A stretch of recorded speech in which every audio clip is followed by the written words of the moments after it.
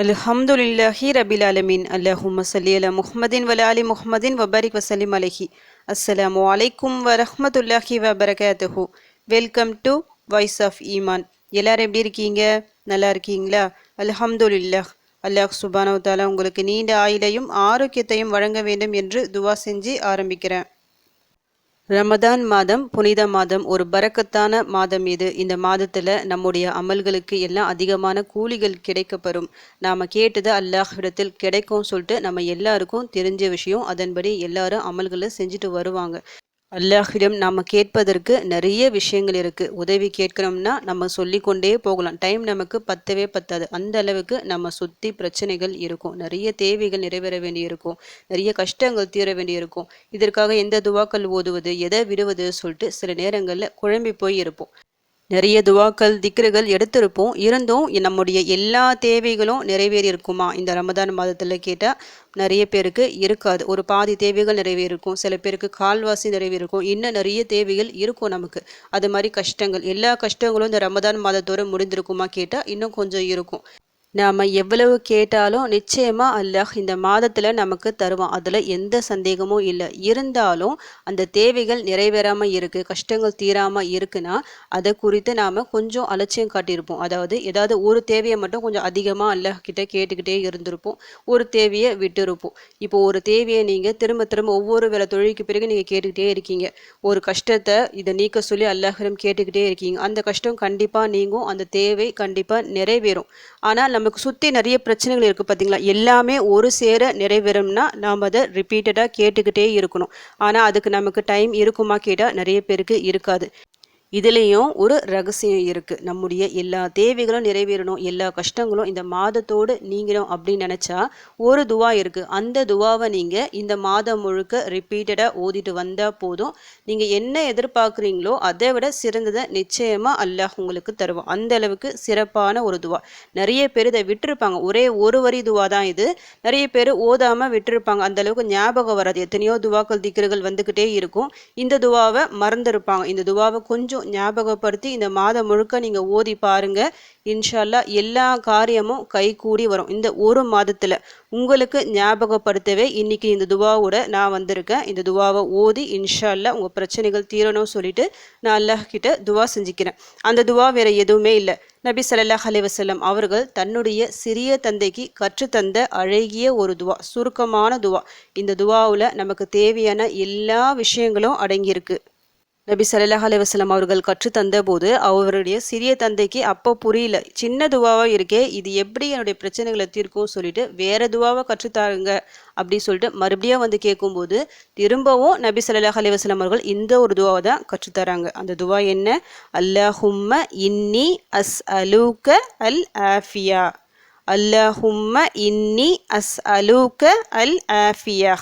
யா அல்லாஹ், நான் உன்னிடம் ஆஃபியாவை கேட்கிறேன். இந்த துவாவில் நாம் அல்லாஹ்விடத்தில் ஆஃபியா கேட்குறோம். ஆஃபியானா என்ன அப்படின்னா, எல்லாவித தொந்தரவுகளிலிருந்தும் என்னை காப்பாற்று, எல்லாவித கஷ்டத்திலிருந்தும் என்னை காப்பாற்று அல்லாஹ் அப்படின்னு கேட்குறது தான். உங்ககிட்ட அல்லாஹ் என்ன ஆஃபியாவை தந்திருக்கிறான்னு சொல்லிட்டு ஒரு முறை நீங்கள் டெஸ்ட் பண்ணி பார்க்கலாம். நீங்கள் நல்லா ஆரோக்கியமாக இருக்கீங்கன்னா அல்லாஹ் உங்களுக்கு ஆஃபியாவை தந்திருக்கிறான். அதாவது நல்ல உடல் ஆரோக்கியமாக நீங்கள் இருக்கீங்கன்னா அதுவும் ஒரு ஆஃபியா தான்.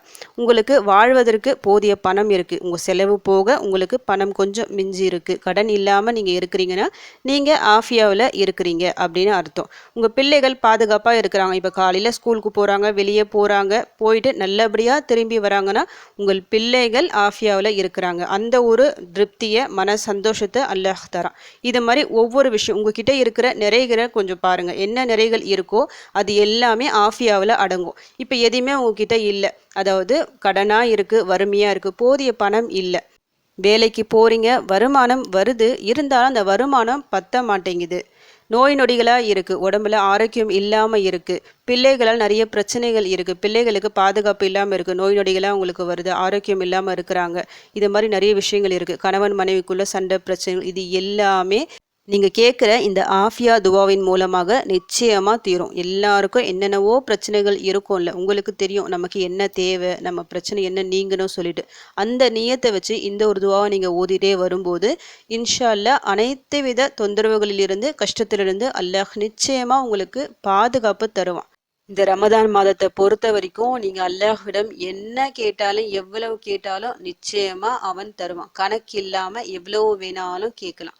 ஆனால் அது எல்லாத்தையும் ஒன்று சேர்த்து ஒரு சின்ன ஒரு வார்த்தையில் கேட்கணும்னா இந்த ஒரு துவாவை எடுத்துக்கோங்க. நிறைய பேருக்கு இந்த துவா தெரிஞ்சிருக்கும், ஆனால் மறந்து போயிருப்பாங்க. இந்த சமயத்தில் இதை நீங்கள் எடுத்து ஓதிட்டு வரும்போது கை கண்ட பலன் உங்களுக்கு கிடைக்கும். ஏன்னா நபி ஸல்லல்லாஹு அலைஹி வஸல்லம் அவர்கள் 2 முறை இதே துவாவை கற்றுத்தராங்க. அவங்களுடைய சிறிய தந்தைக்கு ஒரு முறை கற்றுத்தராங்க, நல்ல ஒரு துவாவை கற்றுத்தாருங்கள் அப்படி சொல்லும் போது இந்த துவாவை தான் கற்றுத்தராங்க. அவங்க போயிட்டு திரும்பி வந்துட்டு இது ரொம்ப சின்னதாக இருக்குது, இதோட வேறு துவா எனக்கு கற்றுத்தாங்க அப்படின்னு கேட்கும்போது திரும்பவும் இதை சொல்லி இதுக்கான விளக்கத்தையும் சொல்கிறாங்க. ஆஃபியானா நீ சாதாரணமாக நினைக்காத இந்த துவாவை இவ்வளோ விஷயங்கள் அடங்கி இருக்கு சொல்லிட்டு விளக்கத்தையும் சொல்லித்தராங்க. அவ்வளவு அற்புதமான ஒரு துவா. நீங்கள் டெய்லியும் ஓத வேண்டிய துவாக்கள்ல இதுவும் ஒன்று தான். ஏன்னா சிரமம் இல்லாமல் நிறைய கஷ்டங்களை தீர்க்கக்கூடிய ஒரு துவா இது. ஈஸியாக நம்முடைய பிரச்சனைகளை தீர்த்துரும் இதை நீங்கள் மனசார ஓதிட்டு வரும்போது. இந்த ரமதான் மாதம் முழுக்க இதை நீங்கள் ஓதிட்டு வரலாம். ஒவ்வொரு வேளை தொழுகைக்கு பிறகு நீங்கள் ஓதலாம், சஹர் நேரத்தில் நீங்கள் ஓதலாம், நோன்பு திறக்கும் நேரத்தில் ஓதலாம். இல்லை நீங்கள் வேலைலாம் செஞ்சிட்ருக்கீங்க பார்த்தீங்களா, உங்கள் அன்றாட வேலைகளோட நோன்பு வச்சுக்கிட்டு இந்த துவாவை நீங்கள் ஓதிக்கொண்டே வரலாம். எவ்வளவோ அதிகமாக ஓதுறீங்களோ அவ்வளவோ அதிகமாக அல்லாஹ் உங்களுடைய சிரமங்களை நீக்குவான், உங்களுடைய ஒவ்வொரு தேவைகளையும் பூர்த்தி செய்வான்.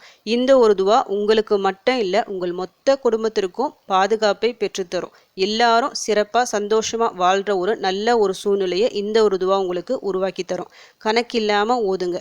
இத்தனை முறை தான் சொல்லிட்டு ஒரு வரைமுறைலாம் இல்லை, நம்ம இஷ்டம்தான், இஷ்டத்துக்கும் ஓதலாம். ஒரு வரியாக இருக்கிறதால நம்மளால் ஒரு 100 முறை ஓதுனா கூட 10 நிமிஷமே அதிகம் தான், உங்களுக்கு ஈஸியாக ஓதக்கூடிய துவா. இந்த ரமதான் மாதத்தோட நம்முடைய வறுமை நீங்கணும், கடன் நீங்கணும், நோய் நீங்கணும், எல்லா முசீபத்துக்களும் நீங்கணும் சொல்லிட்டு ஒரு நியத்து வச்சு இந்த துவாவை இன்று முதல் ஓத ஆரம்பிங்க. இன்ஷா அல்லாஹ் உங்களுடைய எல்லா ஹாஜத்துக்களும் நிறைவேறும், எல்லா கஷ்டங்களையும் அல்லாஹ் பூர்த்தி செய்வான். இந்த ஒரு துவா ஓதி உங்கள் கஷ்டங்கள் பிரச்சனைகள் எல்லாம் தீரணும் சொல்லிட்டு உங்களுக்காக நானும் துவா செஞ்சுக்கிறேன். எனக்காகவும் என் குடும்பத்திற்காகவும் நீங்களும் துவா செஞ்சுக்கிங்க.